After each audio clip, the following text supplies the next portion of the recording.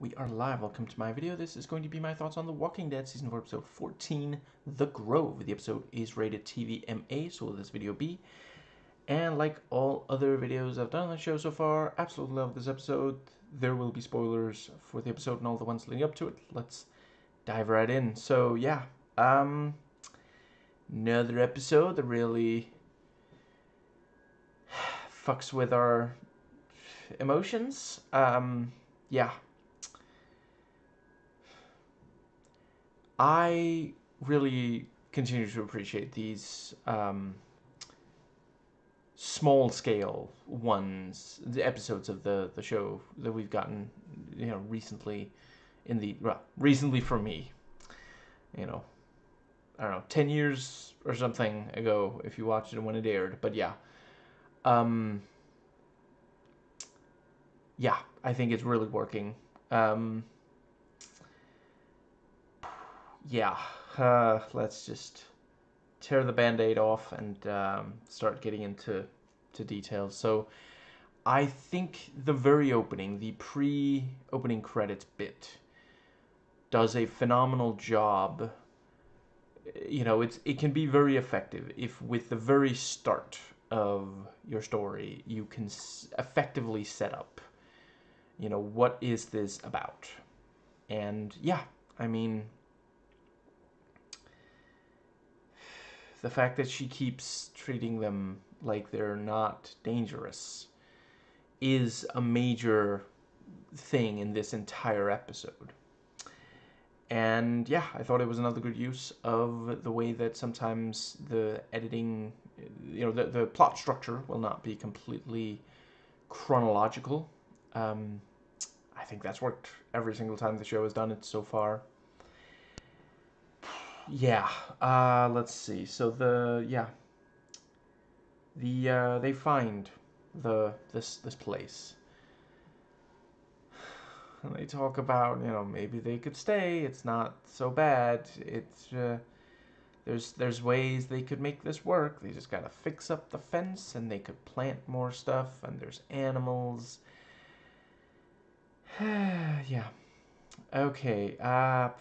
Let's see.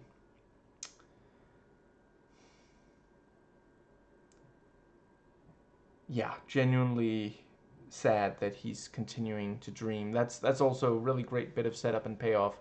Early on, we see that he has these nightmares. He wakes up, comes to, and near the end of the episode, he explains what it is he's dreaming. And yeah,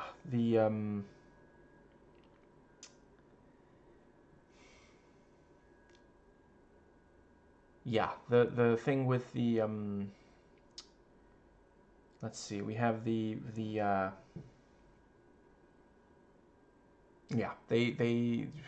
they're playing, and the doll named Griselda, and the enjoying cracking pecan nuts and baking and all the just yeah. Right. So yeah, that was another great bit of setup and payoff. The walker that gets to the yeah, that approaches, and Tyrese, seems like he has the tool for the job, and the walker is like unable to move from where it is.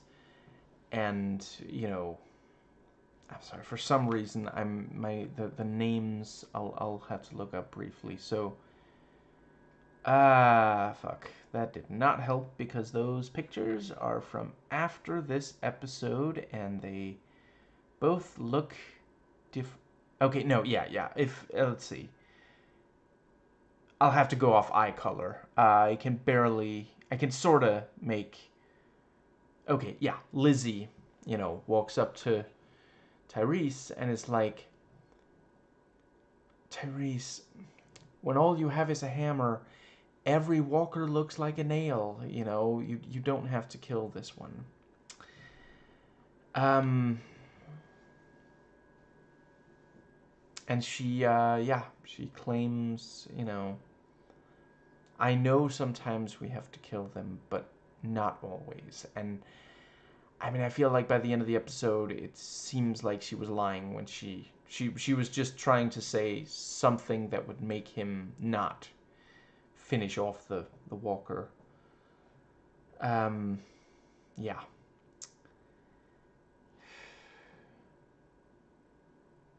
I really feel bad for Carol. Like, she tried, you know, she really did try to make sure that Lizzie wouldn't need to, yeah. And, yeah, yeah. Couple of really great choices of, there are times where the character doing the like most physically significant action is not the one taking up most of the frame. And you know, yeah, some of the time it's, for example, Lizzie. Like when they're about to enter the house, you know, Lizzie's in the foreground taking up more. At least her face is taking up more space than the faces of Carol and Tyrese. Yeah, you know, so we can see her thinking. And yeah, I really wanted when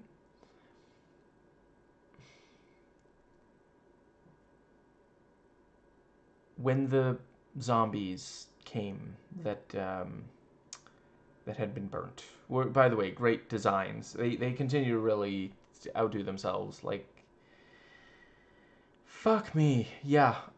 Burnt Walker is a new flavor for this show. I've seen in other media, but yeah. I really thought that would be what snapped Lizzie out of it and got her thinking, okay, these are not there, you know, they're dangerous to be around. But no, what she took away from that is that she had to take drastic action to show them that the walkers are not dangerous. Right. When, yeah, we find out who was feeding walkers mice. And, yeah, uh, it was Mika. Lizzie, Jesus, fuck. And she's talking to Mika and telling her, you know, they're different, but they're not. You know, you know, I can hear them. They, you know, they want to change me. Maybe I should let, you know, this, yeah. Yeah. I feel like in the interim between dying and Lizzie dying, Mika's probably, you know, up in heaven, sitting on a cloud, kicking herself. Why didn't I tell Carol that Lizzie expressed these thoughts? But I mean, ultimately, I don't think it would have. You know, Carol wasn't really ready to, you know. How many daughters and surrogate daughters is this show going to kill of hers? Like, and this time she even had to, you know, like one of them was technically dead, but she had to stab it in the head so that it wouldn't zombify, and then the other one she has to kill. Like, just. Which, fair enough, Rick isn't close enough to them at, you know, and she certainly doesn't know exactly where he is. And Lizzie hasn't zombified yet. Um, yeah, and we also find out she was the one who, you know, mutilated the dead animal. Yeah.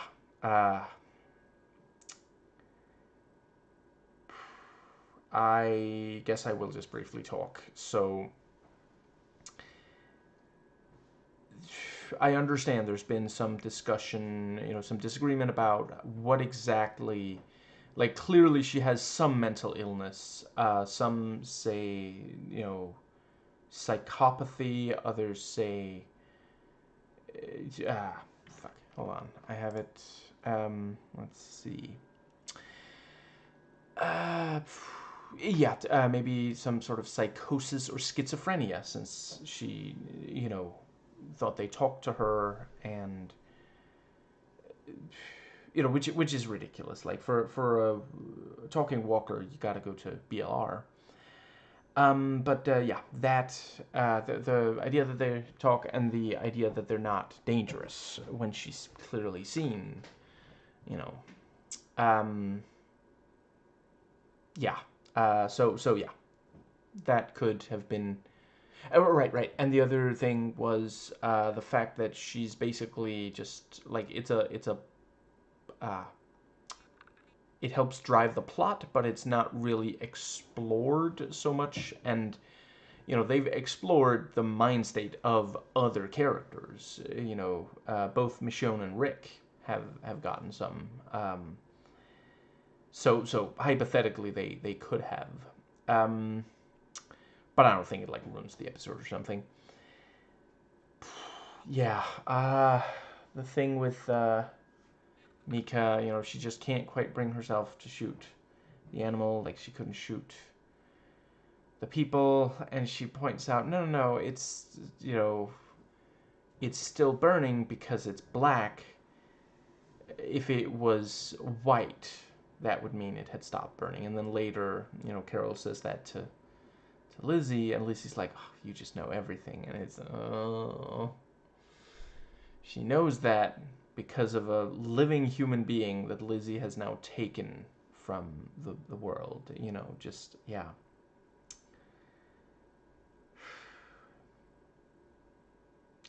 And the foreshadowing is right. Lizzie's like sitting there pensive. Mika's like, it's okay, and Lizzie's like, no, it's not that they, kill walkers. It's the grave. A kid died here and was buried there. And yeah, by the end of the episode, she's got friends. I guess it's possible it's not that the kid was not a she, but they now have friends.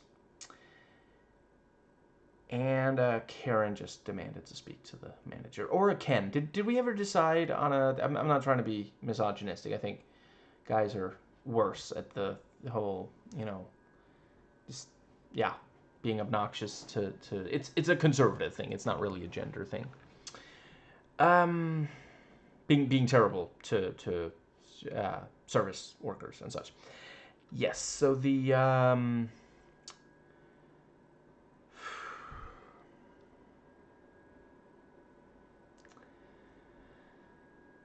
The two adults come back, and yeah, there's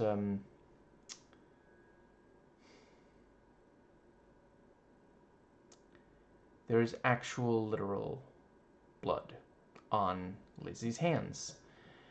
And then she says she was just about to change Judith as well. Yeah. And Carol does point out, oh, but she's, she can't even walk yet. Which I guess would make her the crawling dead. Or evil dead baby or something. But, yeah. Oh, God. And then she pulls a gun on them. And later she's like, please don't be mad at me for pulling a gun on you. She doesn't realize that it was wrong to stab Mika. It's the gun that she thinks. And thankfully, Carol is able to, it's like, there's no shooting friends, and does manage to disarm her. And yeah, the discussion really nicely done. And yeah, Carol's right. There's just, she can't be around people. it's not safe for her to be around Judith. You know, just Tyrese makes sure there's no knives in her room and such. But even so, it's, you know, that's good enough to give them some time to talk. They don't have to worry about her suddenly attacking one of them. And yeah, really emotional when Carol has to shoot Lizzie.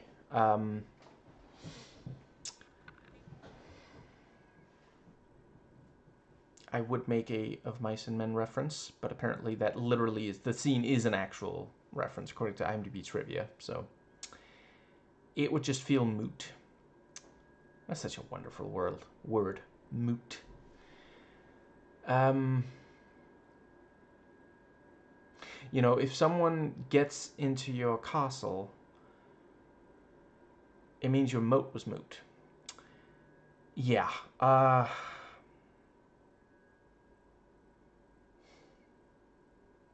Yeah. I don't know that I have very much left to say about the episode, except, of course, the confession. You didn't think I was going to skip the confession, did you? Yeah. After several, you know, there's, because at one point, you know, he's like, oh, I guess she was the one who killed Karen because she was feeding walkers, and maybe it was a stranger, and you know, like, I appreciate that Carol, you know, she doesn't, like, she tries to just be vague. In the entire episode, she doesn't, like, come out and say, you know, maybe we'll never know, or something like that. Just, yeah.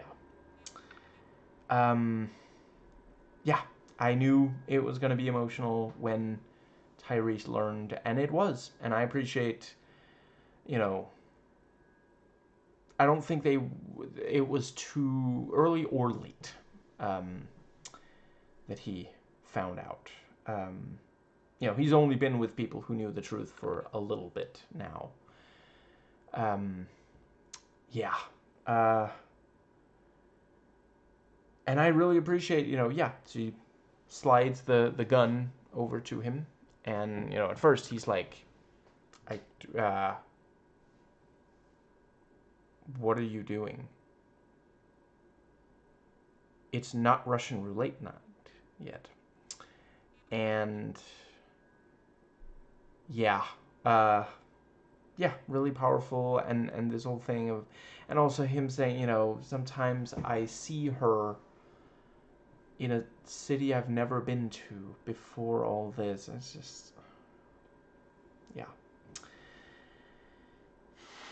Okay, yeah. I really appreciate him forgiving her, and yeah, I mean, on some, like, by now they know each other, you know, and he understands. He understands where she was coming from. That's important. Yeah, I thought it was a very good depiction of grieving, dreaming about the person, and, you know, suddenly realizing they're dead now. And let's see, the ability to forgive the person. I mean, I've never been there. Nobody's killed someone I loved. Yeah, but the yeah, really, really powerful. I think, yeah, I feel it's very true to her character, that she's not, like, trying, you know, she explains why she did it, but she's not telling him it would be wrong to kill me. She even hands him the gun. You know, she didn't have to do that. Yeah, I mean, because at the end of the day, she felt it was right to kill the two of them, and if he feels it's right to kill her for that, it would, from her point of view, at least, it would be hypocritical. Yeah, I don't know. Yeah, I mean, I guess I understand why. I mean, ultimately, it's not completely the same thing, but yeah, I mean, Rick did say, you know, can't trust her around, you know, the others. So yeah,